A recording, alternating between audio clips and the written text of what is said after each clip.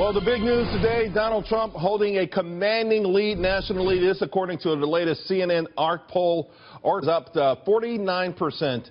That's 33% ahead in second place. Marco Rubio, Ted Cruz coming in at 15%. Trump now, the Trump train appears to have no ceiling. And, of course, the question we keep asking, is he unstoppable? Looks more and more like it every single day. And if that's the case, what is the game plan for the other candidates? Joining me now, Rich Lowry, Daron Shaw, Tammy Bruce, and former Senator Scott Brown. Daron, you're the polling expert. CNN's poll now at 49% nationally. He was winning these regional, state contests in the 30s. 49%. Does that mean it's totally done? Is it a done deal or almost there? I think you hold out for whatever sort of meteors might strike, whatever sort of Trump is known to say pretty much anything at any point in time. At some point something might stick. But if you just look at the numbers, if you look at the way the states are lined up, it just does not look at this point like there's much in the way of a silver bullet for any of these candidates. Well, so what's the deal? What's the game plan, Tammy? Because obviously Rubio going at it hard, Cruz going at it hard, and everyone's wondering why Carson and Kasich are hanging in there.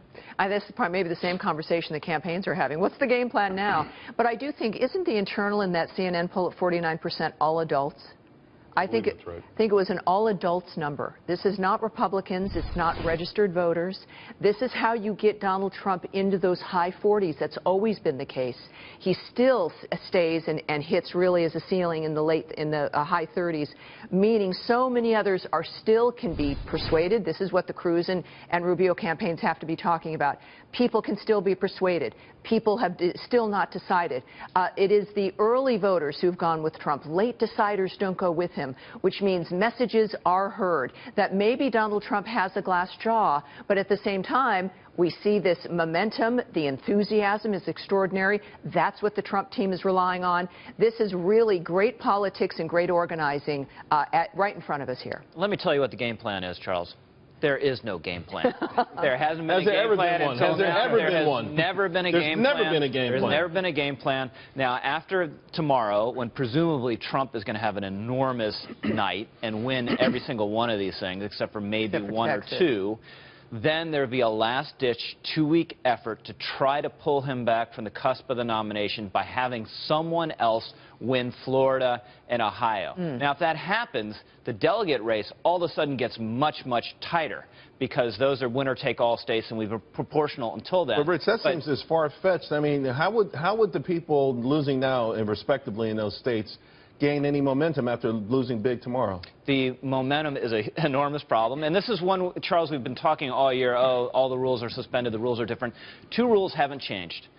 Momentum matters, and victories are validating, and that's the biggest advantage Donald Trump has at the moment. Senator Brown, I got to say, if Donald Trump's got a glass jaw, he certainly doesn't show it. His swagger is better than ever.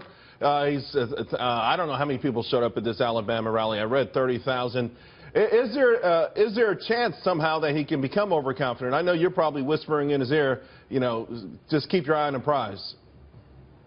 Of course, it's not over till it's over. Anybody who's ever run a race understands that it's not over till the last vote's counted. And of course, I and others have said, listen, you can certainly be confident, but also ask people for their votes and tell them what you want them to do. That being said, the reason he's not getting above maybe 30 or 35% with the Republicans is because you have other good people running. These are great candidates. I've never seen a class of candidates from 17 down to where we are now, 5 in my lifetime. And that being said, once this is over, here's the point, and we've talked about this, Charles and Tammy and everybody. We have to unite. You have people saying, oh, I'm never going to vote for him, never going to vote for him. Quite frankly, I've seen in my lifetime, this is the most united I've seen the people, maybe not the establishment, but the people in the Republican Party behind one candidate.